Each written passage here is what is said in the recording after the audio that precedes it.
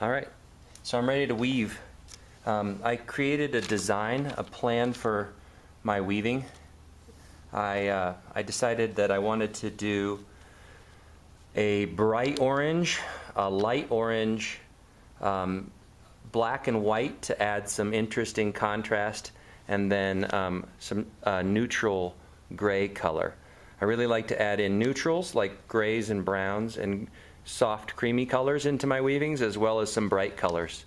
And black and white is always kind of a nice, bold, popping combination to add into a weaving. When you create your combination of colors, don't use too many bright colors together or won't look good. You could do something simple in your color combination. You could do just two colors repeating, A, B, A, B, A, B, blue, green, blue, green, blue, green. Or you could add in more colors and mix it up. You want to be a little bit careful about adding too many different kinds of colors. Think about how colors look together. So many different color options. It's nice to have a plan.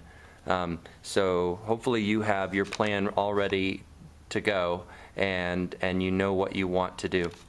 The next choice is choosing a color. So I picked kind of a burnt orange, as opposed to, say, maybe a very, very bright, vibrant orange. I like this, the darker orange better. I have a lot of variety of yarn, so you just have to be the one that figures out what you like, where to find it, what to do with it. So I'm going to use this orange, and I need to get 6 feet of orange. My tables are 5 feet, so you could pull out the yarn to go to 5 feet all the way down and then add a little extra, a foot extra. You could measure me. I'm about 6 feet tall, but I don't really want you to come up to me every time you need more yarn. So find a way to measure out 6 feet of yarn at your table, and when you have 6 feet of yarn, you're going to cut your yarn so that you can weave a mess. So let's start weaving. You have your first piece of yarn. You have 6 feet of yarn. You're ready to start weaving. You are going to go under and over and under and over and under and over and under, over, and I will hold it up even closer so you can see I'm going under and over each time. Over and under, over, under, and I'm going to pull it back up a little bit so you can see me pull it, and I keep pulling it until I have about an inch left at the end right there, and I'll slide that up to the top of my board. And now I'm going to go back the other way with my end of my string,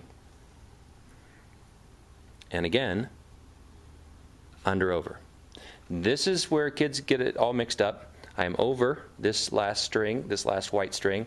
I'm coming under it this time, the opposite of what I just did. If you don't do that, the whole thing unravels. Okay? Don't skip any strings. Make sure you're doing it over and under each time. You can't go over, over. Nope, that doesn't work. You have to go under each time, and then over each time. Don't skip any strings. Here I go. I'm going to pull it, pull it, pull it, pull it. Don't pull too tight. Don't pull your strings in. I'm going to slide it up. And I'm on my way to weaving. Under and over, under and over. Now if this seems slow to you with fingers, you'll get faster. But if you want to go faster than even I can do with just my fingers,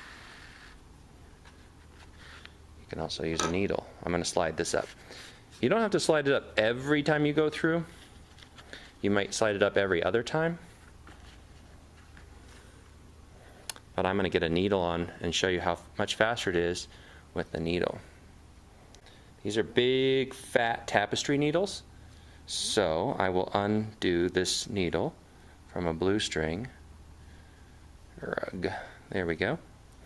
And I'm going to take this piece of yarn, pinch it really tight, wiggle my needle on there.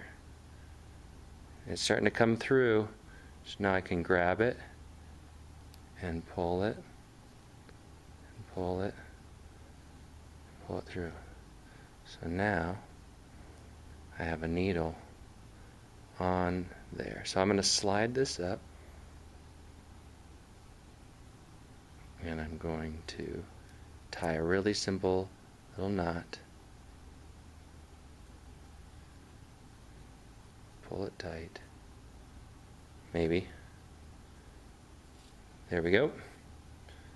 So now I have my needle on my yarn, and I'm ready to start using my needle. And it's so much faster with the needle going, because you can just sort of lift the strings with your needle and slide it through. Real weavers use a shuttle that they slide across. This is kind of like my shuttle. It's sliding across through the strings.